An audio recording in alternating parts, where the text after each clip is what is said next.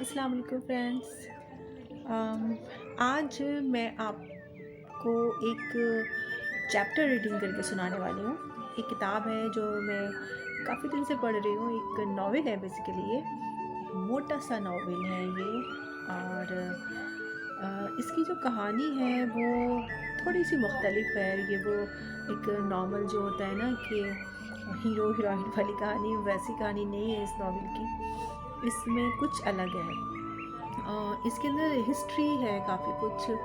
और ये किताब मुझे इतनी पसंद इसलिए आई है क्योंकि हिस्ट्री जिस तरीके से हमें परोसी गई है, जिसे कहना चाहिए, वो उससे कितनी मुख्तलिफ है और जो हम नहीं जानते हैं और हमें जानना चाहिए। इस किताब ने मुझे बहुत इम्प्रेस किया है और अभी ये मुकम्मल नहीं हुई है। मैं आधे से ज़्यादा पढ़ चुकी हूँ, लेकिन अभी काफ़ी बचती है इसमें। तो इसमें कुछ एक दो चीज़ें ऐसी थी जो मेरा दिल किया कि मैं आप लोगों के साथ शेयर करूं। तो मैंने सोचा मैं इसमें से कुछ आपको रीडिंग करके सुनाती हूँ। मुझे ना रीडिंग का शौक़ है। अच्छा, जो रीडिंग करने वाले जो एक क्राउड होती है ना, जिन्हें हम बोलते हैं कि किताबों के शौकीन, वो ऐसा नहीं है कि कुछ मुख्तलिफ होते हैं, वो कुछ अलग होते हैं। अच्छा, ये एक थोड़ा सा शायद एक मिस अंडरस्टैंडिंग है जो घरेलू जो फीमेल्स होती हैं उनको लेकर के। शायद वो तो बस अपने घर के काम और इन्हीं सब को कर पाती हैं और किताबों से उनके शायद कुछ रिश्ता नाता जो है वो टूट जाता है और किताबें पढ़ने वाली जो मखलूक है वो कुछ अलग होती है।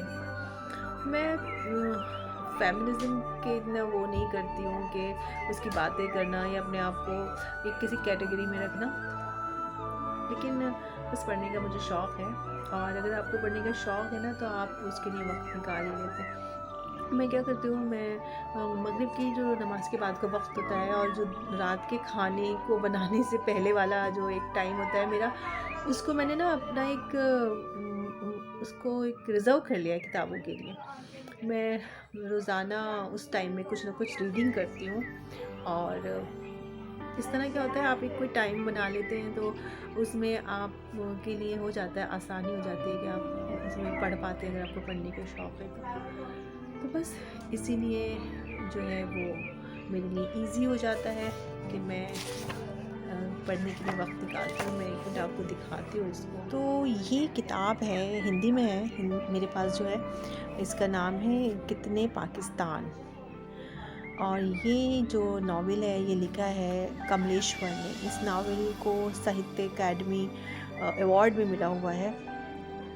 और इसके अंदर ना बहुत अच्छी तरीके से आपको हिस्ट्री के वो एपिसोड्स समझाए गए हैं जो आपको नहीं मालूम था कि उस तरीके से हुए हैं, क्योंकि हमने उन्हें बहुत मुख्तलिफ तरीके से देखा है। तो इसमें सिर्फ ऐसा नहीं है कि ये पाकिस्तान के मुतालिक है ये किताब, इसमें बहुत कुछ है। इसमें बाबरी मस्जिद वाला जो एपिसोड है वो भी बहुत अच्छे से समझाया गया है। और इसके अंदर औरंगज़ेब वाली स्टोरी भी है। मैं जगह जगह, मेरी आदत है, मैं जब किताब पढ़ती हूँ तो मैं जगह जगह निशान लगा देती हूँ।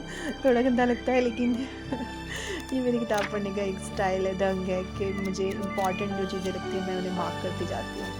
और ये जो बुक मार्क आप देख रहे हैं ना, ये भी ख़ास है, मैं आपको दिखा दूँ। ये अभी आपको मालूम है इस बुक मार्क की भी एक हिस्ट्री है पूरी। ये अभी शाहीन बाग में जो प्रोटेस्ट चला था ना बहुत लंबा, ये उस वक्त के बुक मार्क है ये। और ये स्पेशली वहाँ पे कुछ लोग मतलब जब बहुत सारे लोग इन्वॉल्व हो गए थे उसमें, तो कुछ आर्टिस्ट थे जिन्होंने ये बुक मार्क बनाए थे वहाँ पर। ये उनकी ड्राइंग्स थी जिनको बाद में बुक मार्क बनाया गया था। तो ये भी मैंने आपको बता दी। तो मैं यहाँ पर ना जो रीडिंग कर रही हूँ वो एपिसोड है हमारा बाबरी मस्जिद वाला जो एपिसोड है, मैं उसको आपको रीडिंग करके सुनाती हूँ। इसमें मैं आपको थोड़ा सा इसके बारे में बताना चाहूँगी कि एक्चुअली इसमें क्या है।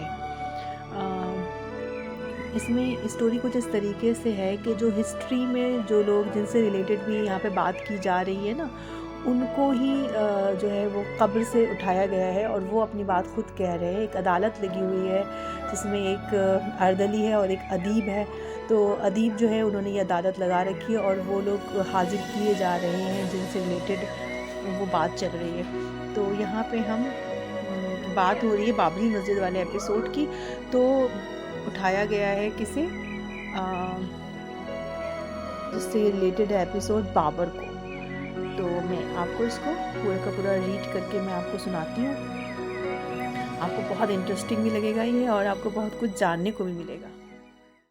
कहानी कुछ इस तरह से शुरू हो रही है इसमें कि जो बाबर हैं उन्हें कब्र से उठा लिया गया है, और वो बड़े गुस्से में है इस वक्त। और वो आकर बोलते हैं, मेरा वक्त बर्बाद न कीजिए, अपने झगड़े आप निपटाइए। बाबर ने आजिज़ी के साथ कहा, लेकिन सारे झगड़े की जड़ तो तुम ही हो। न तुम राम मंदिर मिस्मार करते, न ये झगड़े खड़े होते। त्रिशूल वाला इस बार शालीनता से बोला, मेरा अल्लाह और तारीख गवाह है, मैंने कोई मंदिर मिस्मार नहीं किया, और ना हिंदुस्तान में कोई मस्जिद अपने नाम से कभी बनवाई। इस्लाम तो हिंदुस्तान में मेरे पहुंचने से पहले मौजूद था। क्या इब्राहिम लोदी खुद मुसलमान नहीं था, जो आगरा की गद्दी पर बैठा हुआ था? मैंने उस मुसलमान इब्राहिम लोदी को 20 अप्रैल 1526 के दिन पानीपत में हराकर उसकी सल्तनत जीती थी। उसका सिर काटकर मेरे सामने पेश किया गया था। मैंने हुमायूं को तब दिल्ली भेजा था, और मैं खुद आराम करने के लिए आगरा चला गया था। आगरा ही इब्राहिम लोदी की राजधानी थी।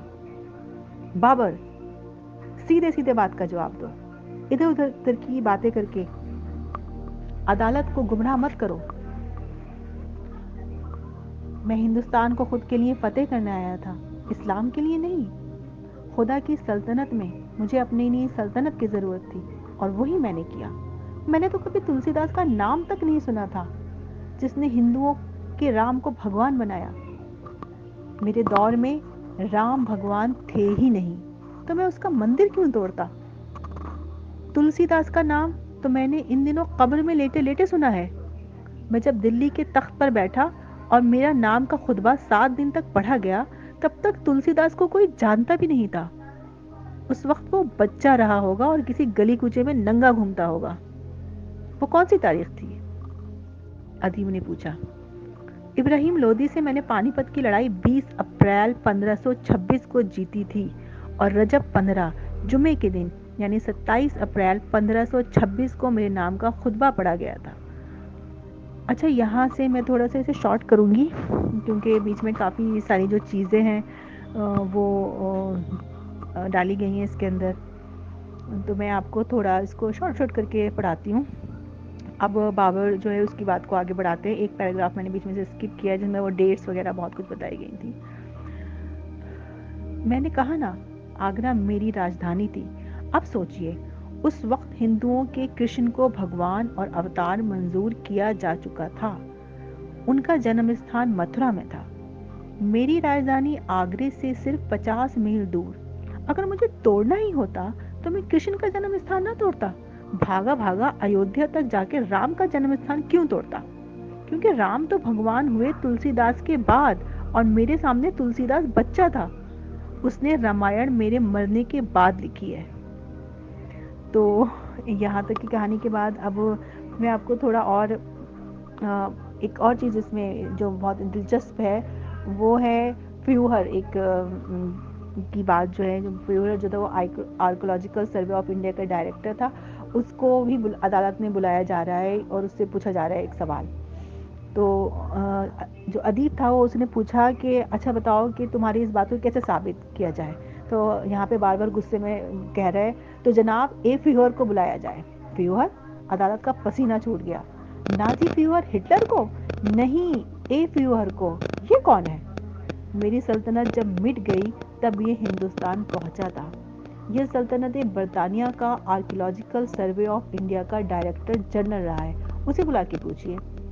अब उसके बाद क्या होता है, अदालत जो है वो फ्यूअर को बुलाकर लेके आती है, और फिर जो फ्यूअर है उससे क्वेश्चन आंसर्स पूछे जा रहे हैं, और बाबर से कहा रहा है कि वो तुम्हारी क्या मदद करेगा इसमें फ्यूअर। तो बाबर अब ये बात बता रहे हैं कि क्यों उसने फ्यूअर को अदालत में पेश करने के लिए बुलाया है।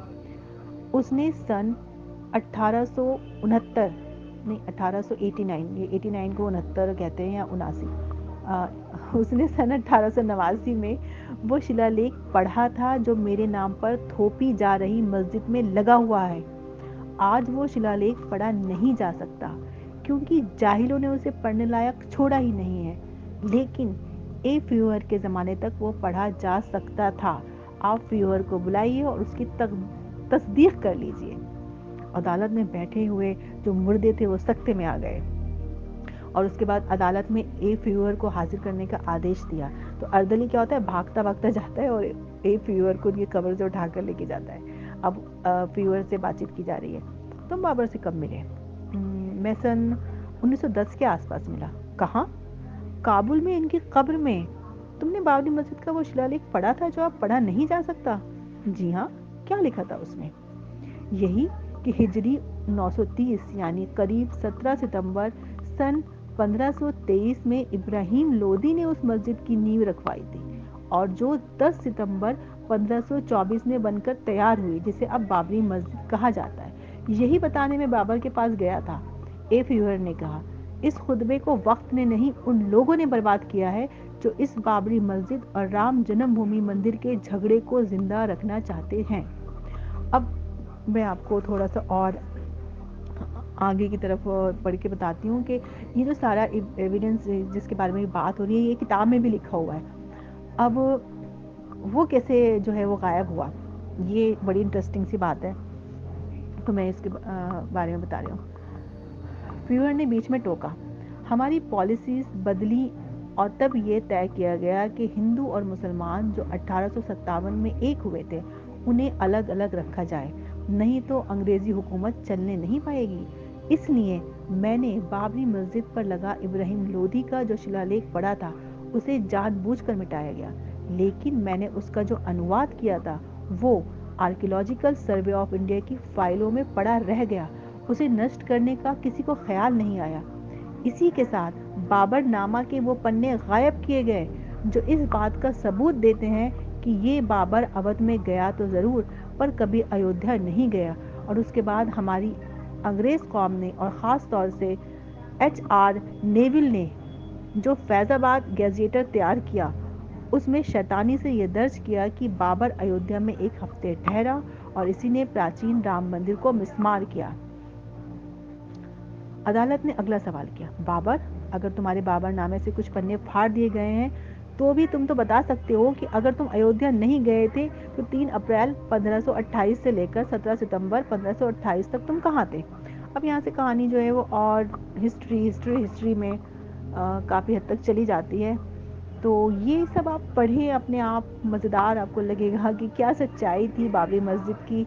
और सिर्फ यही नहीं, मैंने तो आपको ये सिर्फ एक एपिसोड जिसमें से पढ़ के सुनाया है। इसमें आप पढ़ेंगे तो आपको औरंगज़ेब की कहानी, दारा शिकोह की कहानी और सबसे इम्पॉर्टेंट जो इस किताब का नाम है कितने पाकिस्तान बनने की कहानी, उसके पीछे का सच जो है वो आपको सब कुछ जानने को मिलेगा। और किताब के जो बैक में एक छोटी सी एक लाइंस लिखी हुई है मुख्तसर सी, वो मुझे बहुत पसंद है कि कमलेश्वर का ये उपन्यास मानवता के दरवाजे पर इतिहास और समय की एक दस्तक है, इस उम्मीद के साथ कि भारत में ही नहीं दुनिया भर में एक के बाद एक दूसरे पाकिस्तान बनने की लहू से लथपथ ये प्रथा अब ख़त्म होनी चाहिए।